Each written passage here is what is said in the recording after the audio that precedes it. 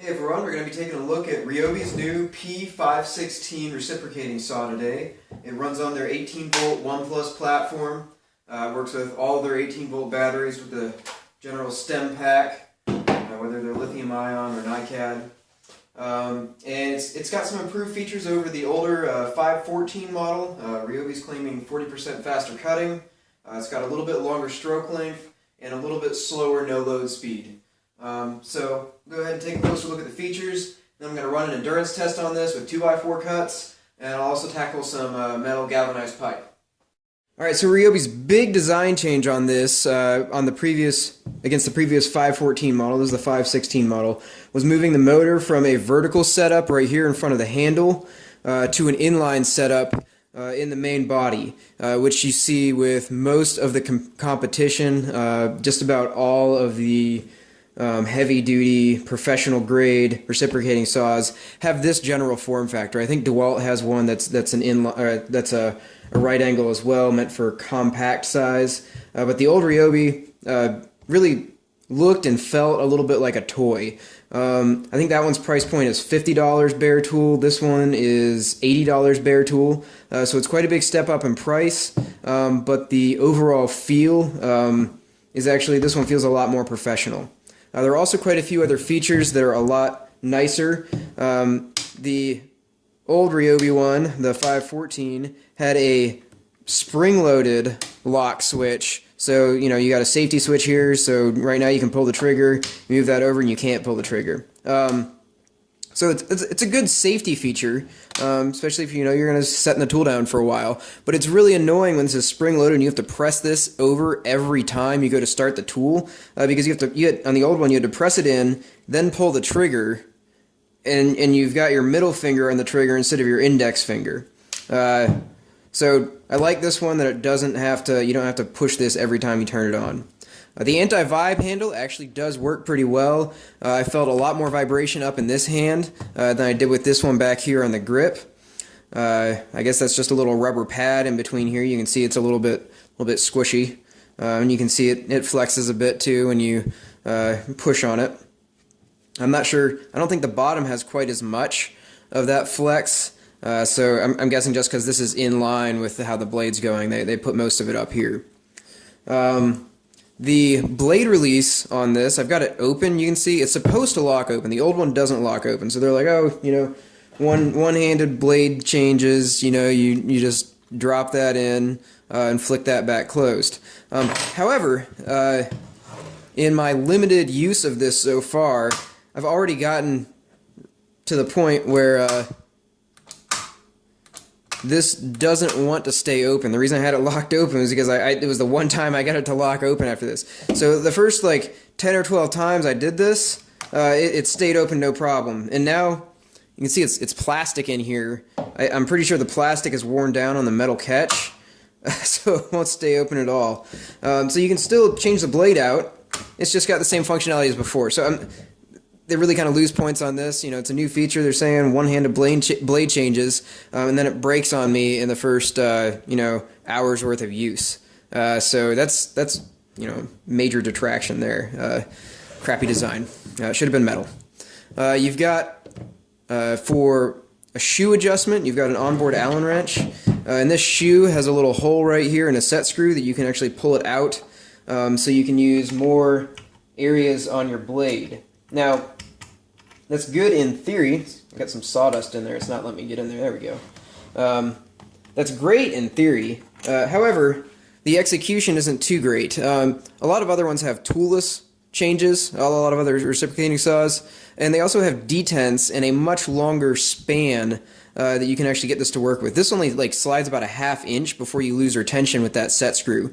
So unless you're cutting really thin material like ½ inch plywood or something like that, you're really not going to get that much additional use out of your blades by being able to adjust this. And the shoe does adjust for the angle that you're cutting at to some degree.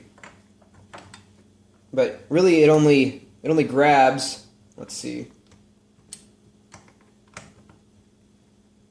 Alright, so you can see there's a little bit of wobble right there, and that's not this pivot point, that's actually the shoe attachment here. So this is as far as out as you can go.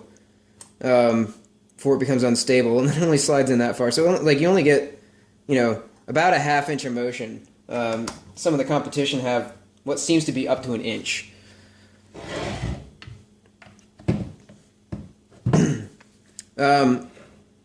Other features of this that are a little bit lacking, you can see this nice rubber boot on the front actually provides pretty good grip. However, it's not very well attached to the tool. You can see as I twist it here, you got quite a bit of slack, non-attachment. It's not going to come off. It's just something that's going to wear. The more you use this, the more this, it's a reciprocating saw. It vibrates by nature, and it's got a really, tough design environment because it's always shaking. So I don't know if these little webbing strips will hold up over time. Hopefully they do. I don't think that'll be a huge issue. It just feels a little bit cheap when you can, halfway twist open the tool. Standard stem pack battery. One good thing that Ryobi does with all of its 18-volt tools is all those batteries are compatible. So whether you've got old NiCads or the mid-grade lithium ions or the lithium ion plus or whatever they're branding them as, all of them will work with this Ryobi reciprocating saw. Stroke length on this is 1 1/8 inches. That's above its predecessor that was, it was 7/8 inches. So the P104 was 7/8. The P106 is 1 1/8. This one has a no-load stroke speed of 2,900 strokes per minute. The old one has 3,100 strokes per minute. So I'm not sure exactly where Ryobi's saying they got their 40% bump in cutting speed. Because if you just look at stroke length, that's a 28% increase of the Ryobi on inches per minute that it's pulling the teeth past the workpiece. If you look at stroke length times no load speed, it drops it down to a 19% increase for this one on cutting speed. So maybe it's got a more powerful motor or more powerful reduction or something like that in the gearbox, where we're looking at, no load speed isn't the deciding factor on this. But otherwise, I don't see where Ryobi's getting that 40% claim on improved cutting speed. Once again, no load speed is not usually cutting speed, so maybe that's where they're getting it. Alright, for this test I'm going to be using the Ryobi P102 battery. It's their smallest capacity lithium ion one. So it'll be a little bit shorter run time, but we should be able to extrapolate out how long the bigger batteries will last. I'm going to be using a Diablo Demo Demon 9-inch nail-embedded wood, metal, plastic, general purpose reciprocating saw blade. Alright, so here we go. Gotta get the shoe up against the workpiece and then run it up to full speed and start cutting.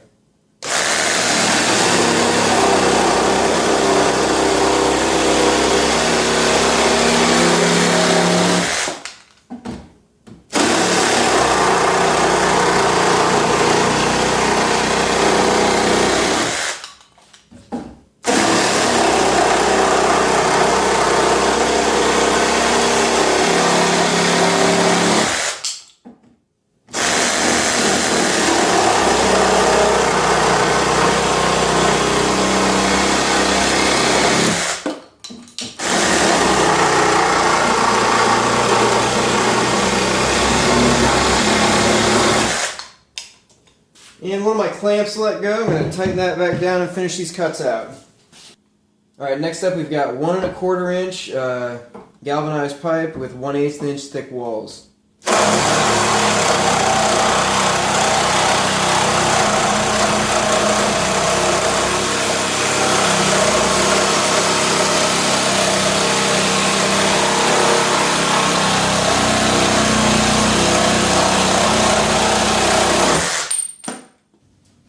So the results of the runtime test, we got 28 cuts across the 2x4 using a new Diablo Demo Demon blade. That's not too bad. Remember, I'm using a 1.3 amp hour battery.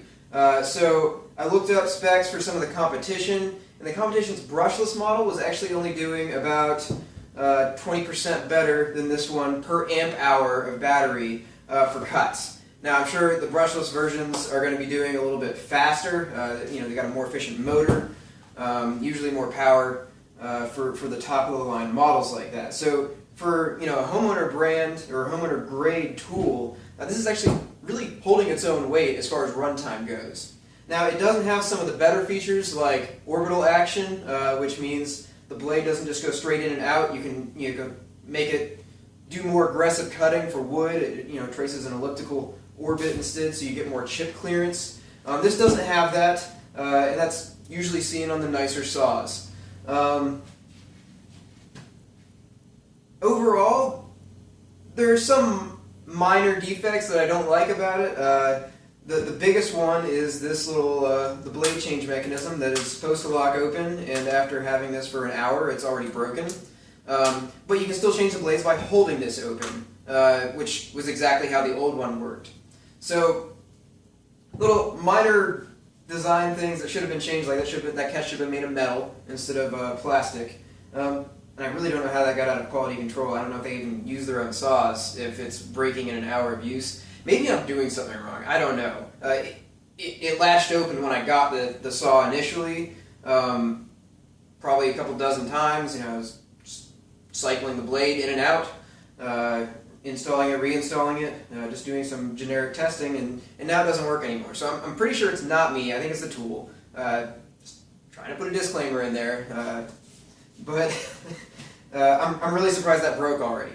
So hopefully that's the only thing that breaks on this tool. The anti-vibe feature is nice. It does reduce fatigue quite a bit. And the rest of it seems to be pretty decent. This runs about, I think it's $80, bare tool. And you look at the competition, they're up in the $120 to $200 range for the professional grade tools. So this is actually a pretty decent deal. Not the best tool in the world, but if you're just looking for using it a couple weekends a year, it's definitely a solid buy.